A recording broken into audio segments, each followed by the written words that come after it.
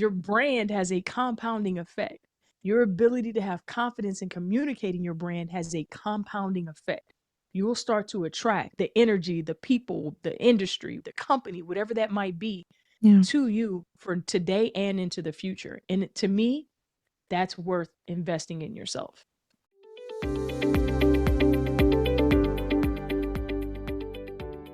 Just because it's shifted a little bit, the pendulum has shifted a little bit, doesn't mean you have to go with it. And frankly, I believe this is the best time to separate yourself. Absolutely. When everyone is saying that the sky is falling, this is where you get on the wave, you ride the wave, and you'll realize a year, 2 years, 3 years down the line that this was actually an opportunity in disguise. And you mentioned, Jamila, that the job search is not dead. And part of my conversation was like, the job search isn't dead. The job boards, they're flailing. They're not doing great, right? But then all the more reason to position yourself. Right now, you mentioned this narrative, and it's so true. This narrative is not only frustrating everyone because you experience it when you're applying in the online job boards, but at the same time, you have this opportunity. And you have this opportunity to decide, am I a commodity where I'm going to be told where I'm at? Or am I more on the premium side, right? When you buy a pair of pants, you're either going to buy the cheapest one because it's least expensive and it takes the least amount of work, or you're going to head over to maybe Levi or another awesome brand, right? And decide that you're going to go for quality over quantity. And that takes more time, but ultimately you are going to get what you pay for, whether it's in time or an investment. That's so good, Patricia. And I promise you, audience, we talked about a lot before, but we didn't talk about this part, right? We did not talk about this part. And that's a lot of what I wanted to share with your audience today. I call it the commodity trap. So I also am an investor and I'm a trader and I understand commodities to a degree. Mhm. I don't necessarily trade them or invest in them, but I understand them as a part of the greater part of investing. And what I find people are doing, they're undervaluing themselves and treating themselves like a commodity. And when you treat yourself like a commodity, or if you were on the open market from an investing standpoint, like whether Yeah. that's corn, steel, gold, whatever that commodity is, that means the only value you have is price. Mhm. And if we're in an employer market, that means they control the price, That right? doesn't And sound so like a how do winning you combination. Man, not today. You can't be a commodity. You have to have something else. You have to have a unique value proposition. You have to be able to differentiate yourself, or you're just going to be like corn on the open market, or you're going to be like oil on the open market, where it literally is does everybody does the same thing. Everybody looks the same, and Yeah. the employer in this season gets to negotiate the price because they're controlling the supply and demand in this scenario. And I know that's more of an economic approach to it, but I believe that's exactly how you have to look at it from an economic standpoint. Right now, they don't necessarily need you. I don't necessarily Yeah. think you need them as much either, but they don't need you as badly as they did in 2021 and 2022. Oh, So absolutely. don't allow that price to be set by them because you're operating like a commodity. You Yeah. want to differentiate yourself by like crafting that unique value proposition and then being able to communicate it in a way that differentiates you, because that is what's going to set those individuals apart that are going to grow their income, grow their salary, grow their career trajectory by 20, 30, 40, 100% over the next 2 to 3 years, like you mentioned. Oh my goodness, absolutely. One of the things that you're talking about right now is you said, a commodity is what's available everywhere. And that is honestly what is happening when you are one of two, three, four, 500 resumes, which by the way, half of those resumes are submitted by bots. The other half Mhm. are written by AI. And the thing that's interesting is that as AI becomes more and more a part of the career search, like with everything else, it is raising the standard to how you're supposed to provide your brand. And so sometimes we used to think, oh, I'll just DIY my resume. And I applaud you for the Mhm. attempt at DIYing your resume. But can I tell you, I have seen DIY resumes over and over again. And I'm at the point where I realize even sometimes I see, resumes that are professionally written. And I'm going to be super, super honest here. Even with resumes that are professionally written, if you don't know your value, you can't give that Right. input for that resume to truly shine. And so, for multiple reasons, you need that branding expertise to be able to pull out of you those gold nuggets, those pieces that is really equity that you've had over time that you've built up, but you're not actually cashing it in. So, for me, that's the really important piece is that You may see yourself as premium or as luxury because you know the value you bring, but you have to be able to articulate it and communicate it. And in that is going to be where you cash in on it. Yeah, I don't think any of us do a very good job, meaning human beings, Yeah. of being able to say right off the bat without any support or help or someone else objectively looking at the situation to say, this is what I bring to the table. Yeah. I don't think we do a good job of that. However, when the right person asks the right questions that then get me to talking about what I do and what I bring to the table, that person can subjectively hear things that and objectively hear things that I can't hear or even put together in a cohesive brand statement. And you mentioned that so carefully that I think if we don't put some extra hot sauce on that particular thing for people to understand, it's why your resume will look like everyone else is in the applicant pool. It'll look like everyone else is that they went and grabbed, like we talked about pre-show, the keywords. Everybody's got the same keywords. I think we're past that phase, if I'm honest. Now it's what do you bring to the table that makes me want to hire you right now versus the other person. And I frankly don't think we do a good job as human beings. Like even myself personally with my brand as a career strategist, I don't do that well for myself. And Mm. so having someone else help me to craft that is vital. And I think that sometimes we miss that as human beings, is that this is a very introspective, but because you're in it all the time, it's very tough to pull out the things that you need to pull out that's now going to translate and connect with the person that you're interviewing with or that's looking at your resume. Oh, goodness. You're so right on that. Even when you called yourself out, I was like, oh, busted. Like same thing. There's no way that I can get a true 360 sense of clarity because I can't see behind my ear. Like I can't Yeah. see, you know what I mean? There's certain places you just can't see. And having someone else be able to, there's a concept, it's called Johari's window, where you're able to see, what other people see. And only by Mm. them sharing what they see can you then put the puzzle pieces together and see another perspective that's a completely different thing you didn't realize. And I'm going to tell you one perspective that is missed like 97 out of 100 times. I literally do LinkedIn reviews like all the time. And out of 100, I literally counted, only 3 people had a well developed LinkedIn account. Ooh. And So a link 3%. 3%, only 3 people had a LinkedIn account that if I were a hiring manager, I would say, dang, this person is sharp. Everyone else had They either would the evoke that reaction. Oh Yeah. yeah. Yeah, you want this like sense of emotion. This is why LinkedIn is such a great opportunity. It's got the visual. You've even got an opportunity to share a tiny 10 seconds worth of audio with your pronunciation. Like there's so many ways to see other layers of you and I don't think people are capitalizing on it. And so as a result, when a manager could, they're when they get to your profile, they're already at least a little bit invested. They clicked on your profile or they looked at your resume and literally, went on and logged onto LinkedIn and said, what can I learn about this person? So if you see that a hiring leader viewed your LinkedIn profile, you know somebody was interested in what you had to offer. And at that point, you get on your profile and you see that default image. I know I've said Ooh. it in the last couple episodes, but I'm trying to get this across. If you have that LinkedIn image, it is going Oh to my goodness. communicate either I'm not on LinkedIn, I don't care, or I'm just not as serious about my career. And I know that for you, it's probably not any of those things. You're probably an amazing professional, but LinkedIn is just not a top priority. And that's fine. You don't have to have LinkedIn as your top priority in order to be a fantastic professional. But in today's market, you have to look at what game you're playing and then you have to play that game to win. That's it. I call that the hidden cost of professional invisibility. Mm, That's that's the good. hidden cost of you actually being invisible, right? So when you have that default banner or you are not smiling on your profile picture, I joke internally, and I'll share this with everyone. When I see someone not smiling, the first thing I say is, "Oh, well, man, it actually looks like you might have dead bodies in your freezer because Stop it's it. not engaging, right?" Yeah, yeah. Right? That's so Because funny. if I'm going through a profile and I've never met you, I've never seen video content from you like, someone might see. I've never like engaged with you real time in person. I'm not talking about Zoom. And that's the profile picture I see and you're not smiling genuinely. Hmm. Do you have dead bodies at this point? Because that's Yeah, not it.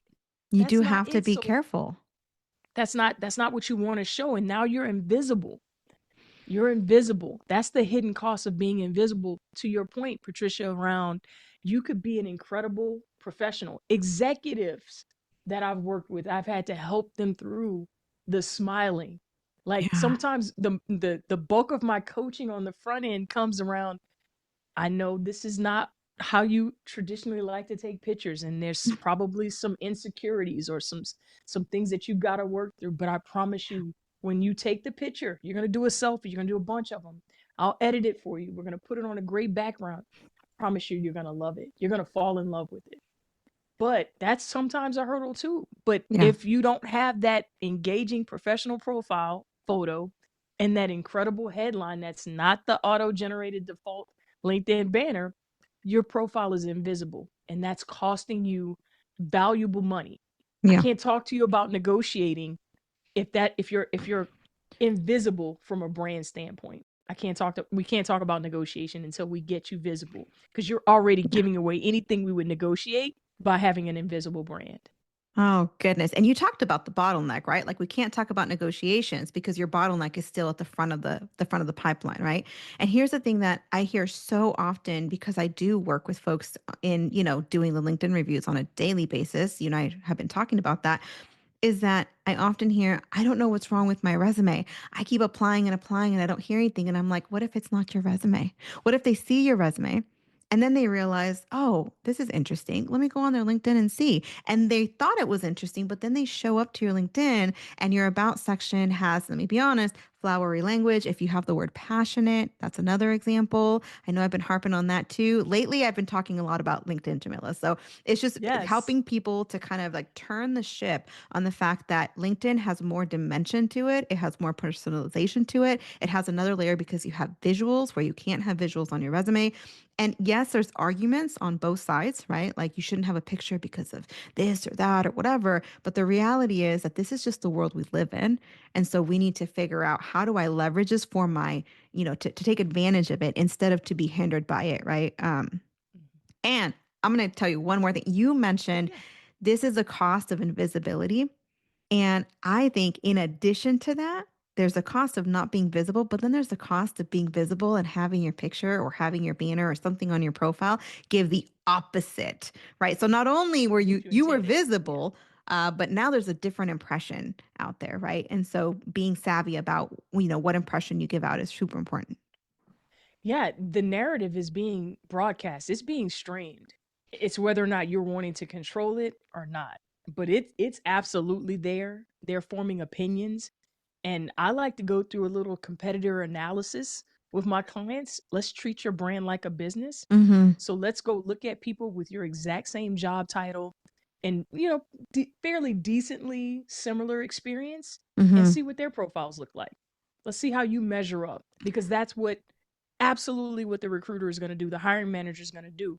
They're going to take their couple of candidates and they're trying to get intel. They're doing recon work to help them make a great decision.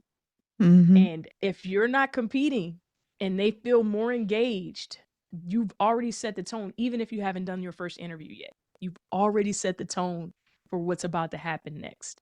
Mm-hmm. And you don't want to be that person. Well, dang, ugh, that banner or that profile or that about section or the experiences isn't matching your resume. Mm-hmm. There's some disconnect. There's just so many things as you continue to go down your profile. You know what? Let's just go with the other candidate. I feel great. And I have no let's questions. move on. I have no questions. That's Right. such a good way to put it. I have no questions. I'm going to use that. You mind if I borrow that? Oh, Because you're welcome to it. that's literally what they're thinking.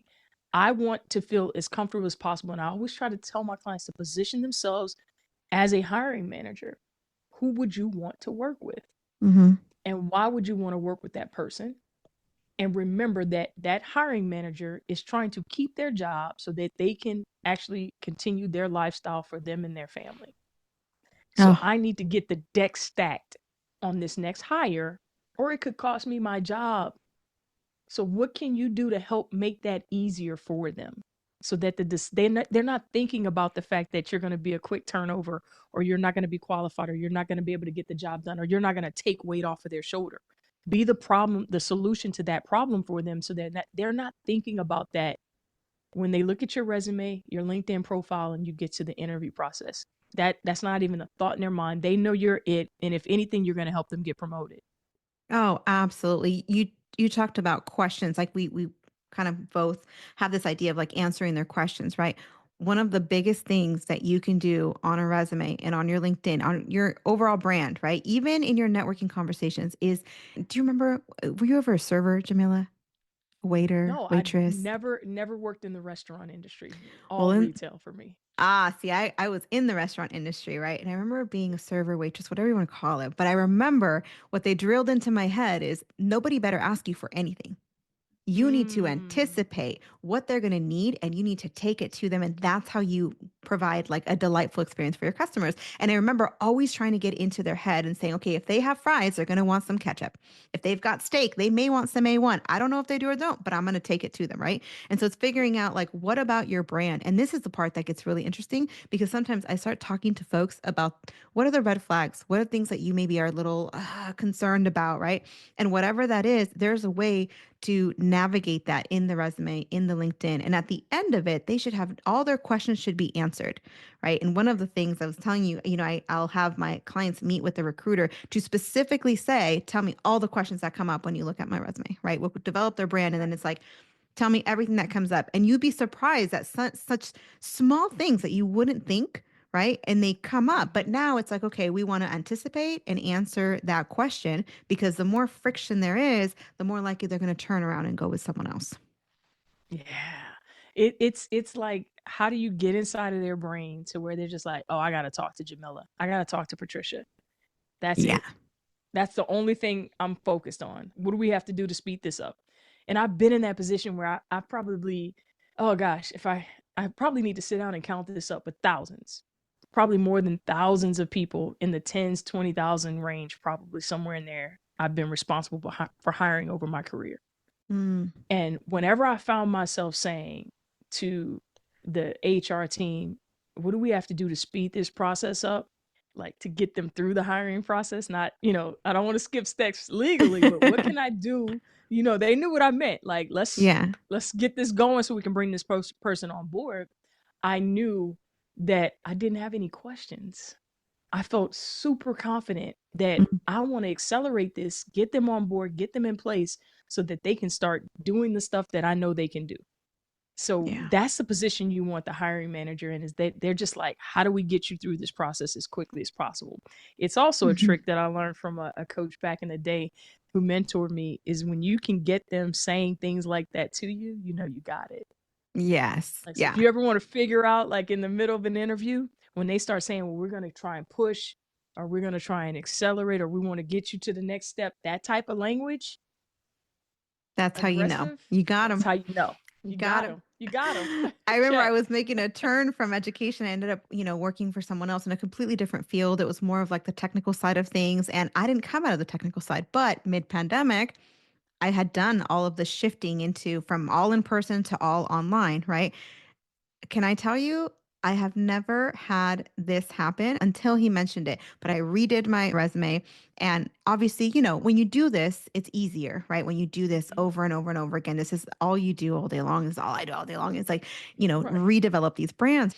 And so I redeveloped it. And I don't think I like truly clicked for me, even as a career coach. Like I knew it, but when this person, his name was Shane, when I went to the interview and Shane's like, right, first several minutes, he was like, why do I feel like you were made just for us? He's like, I don't understand it. He's like, you didn't have this role, but why do I feel like it's just for, like, we need you? And I just remember thinking, the system works. The system works. Right. Like Right. targeting works. Yes. It's the secret sauce. And to It back up is. to what we were talking about at the beginning of the podcast, that we're in a different market, but Yeah. this, just like prior to that, we were in an employee market and it swung to the other side. It swings. That's part of it. Absolutely. It'll swing back in the other direction. However, the skills that you develop in this season, especially if you're investing in yourself, right? Whether that's through the Career Transformation Lab or individual coaching, if you're investing in yourself in this season to position yourself, that's where you can really accelerate your career, your compensation, and set yourself up not for the next, just the next move, but the move after that and the one after that. Oh, yeah. Right. Yeah. And That to being me is able, so key. you mentioned like not only having more opportunities, but what comes to mind was I'm sure you've had this experience too. I'd love to hear your story as well. But I've had multiple clients now who we redeveloped their LinkedIn, we redeveloped their resume, but their LinkedIn is key. Okay. You'll see why in a second. So we redeveloped their LinkedIn and they're like about to start the job search and then they get headhunted and they don't actually go into the Mm, job search, right? It doesn't happen every time, but to see it right. happen is like glorious. You know, literally just a couple weeks ago, I had one of the we asked for wins on Fridays, like, what's your win, right? And they were like, I just finished my brand literally like 3 days ago and I got recruited like now. And so it just gives you opportunities. What a different conversation that is when someone comes to you in the middle of a quote unquote down market, right? What a different conversation that is. And you know, they were like, well, I'm not really sure if this is my ideal company. And I'm like, what's happening is the same thing that happens when you go to a company. They're like, I'm not really sure. You're in a totally different position. I'm like, you need to go on that interview and experience what it's like to be sought after and to not have the pressure Yes. of having to perform, right? So, so, so important. Oh And man. I think with that, Jamila, I'm going to kind of turn the tables on to you because we're going to have a little bit of the chat on communication skills. And I think Yeah. this is the perfect place for it.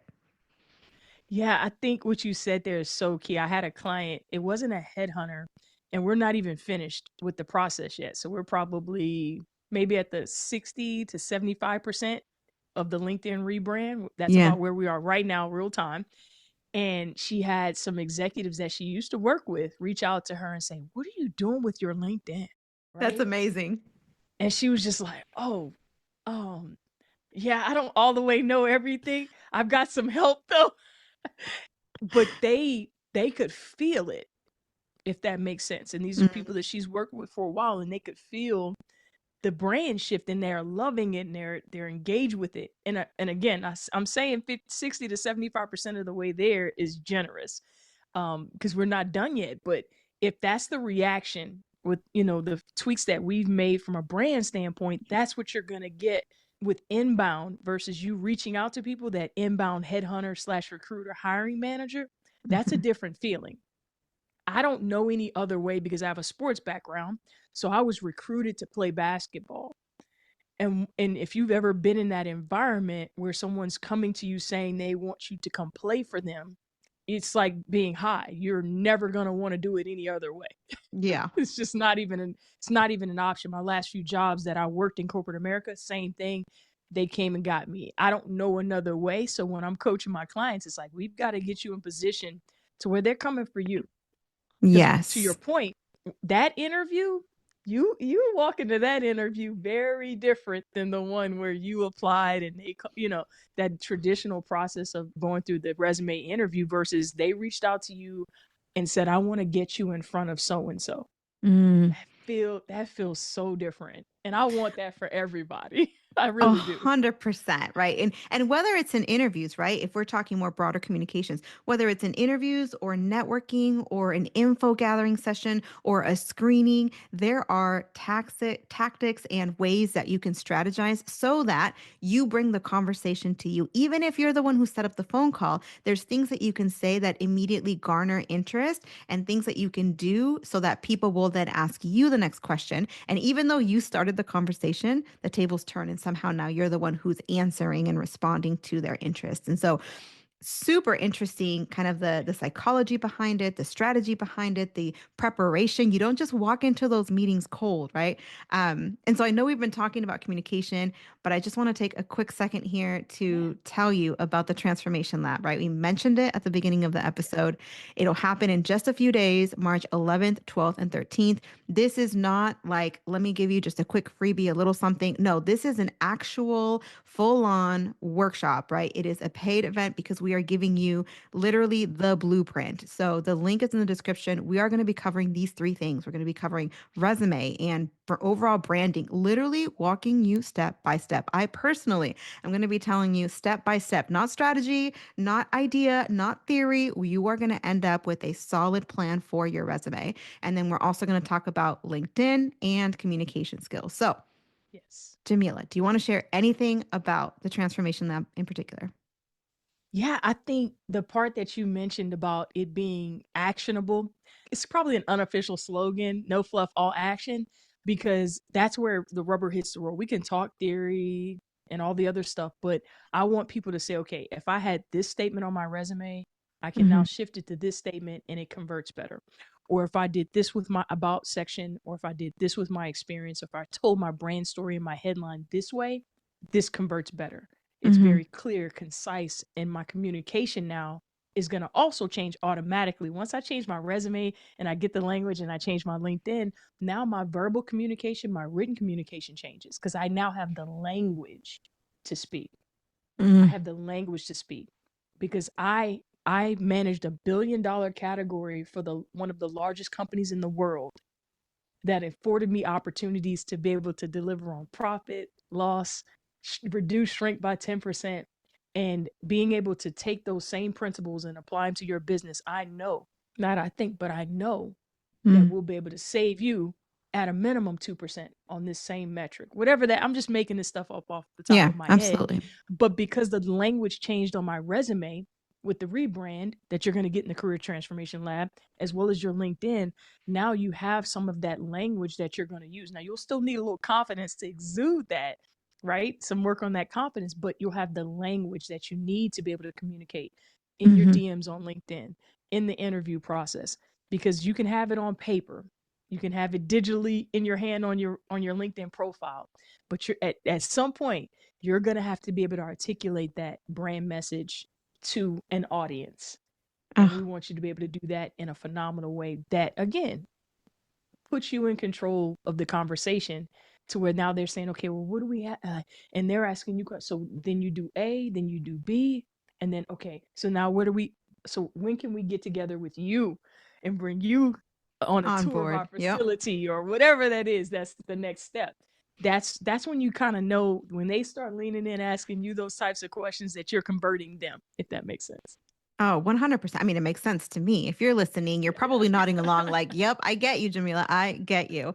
And that's the beautiful thing is that you're looking at resume, LinkedIn, and communication. So that way, the things you say in your resume match up to what you say in your interview. Because otherwise, what happens is you have this glorious resume and this great LinkedIn. They call you in for a screening and they're kind of like, what just happened? Clearly, this resume is professionally developed, but are we getting the person that's on paper? And that friction creates a lot of distrust, and it's really hard to come back from that. It is really hard to gain confidence for what could be $100, $200, $300,000 decision, right? And even more expensive if you go in there and 90 days in it doesn't work out, you're immediately on a an improvement plan, or you immediately decide you want to go somewhere else, right? This is a very high stakes conversation, the interview. And so for that reason, you want to go in there ready to go with the communication skills that match the LinkedIn and the resume.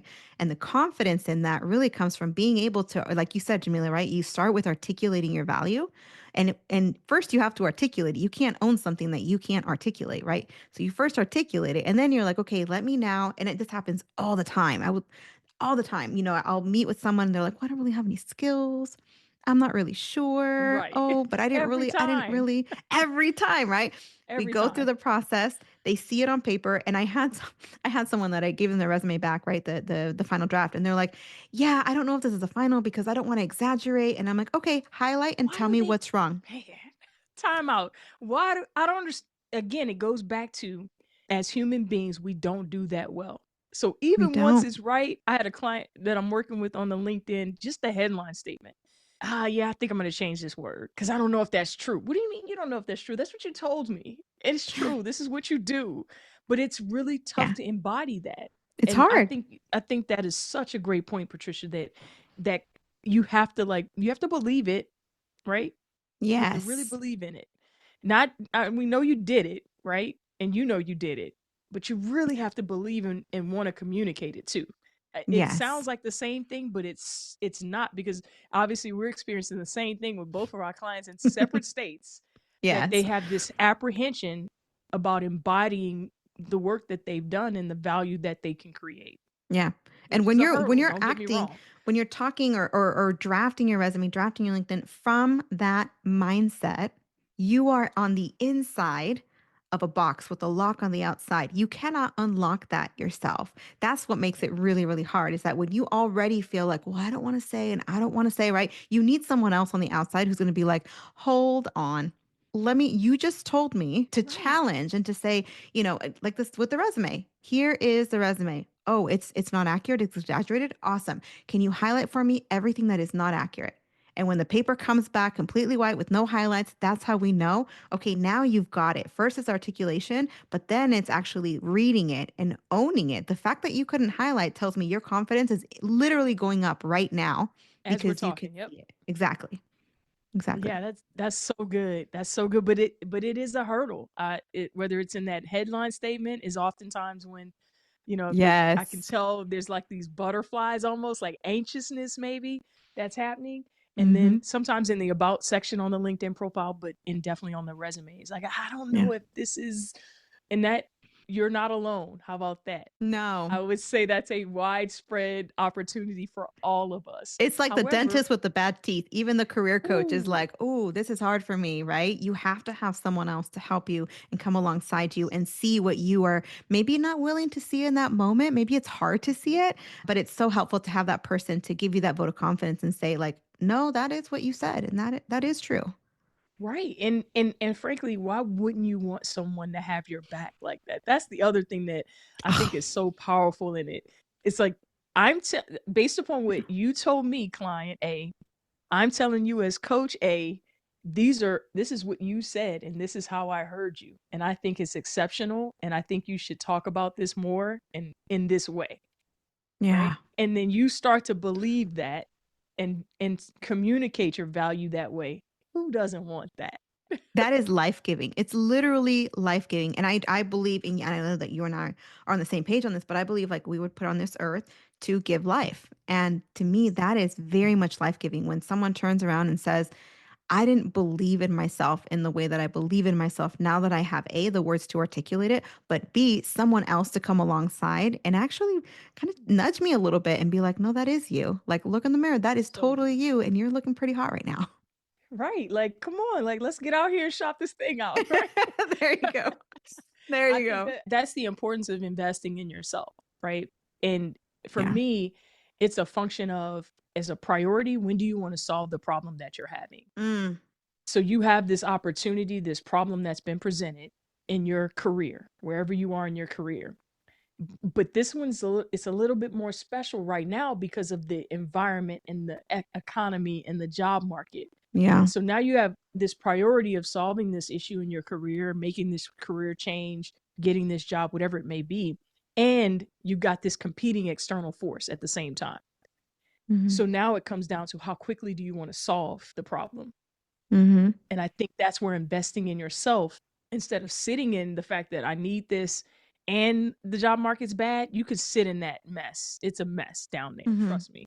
You can sit in that for the next 2 years till we're out of it, and you will be in the exact same place that you were Yeah. in when this all started. Or you can invest in yourself, make the shift, right? Whether that's at the Career Transformation Lab, whether that's one on one with the coach, you can make Yeah. that shift and then solve the problem right now for yourself, not for just today, but this has a compounding effect Oh, yeah. because your brand has a compounding effect. Your ability to have confidence in communicating your brand has a compounding effect.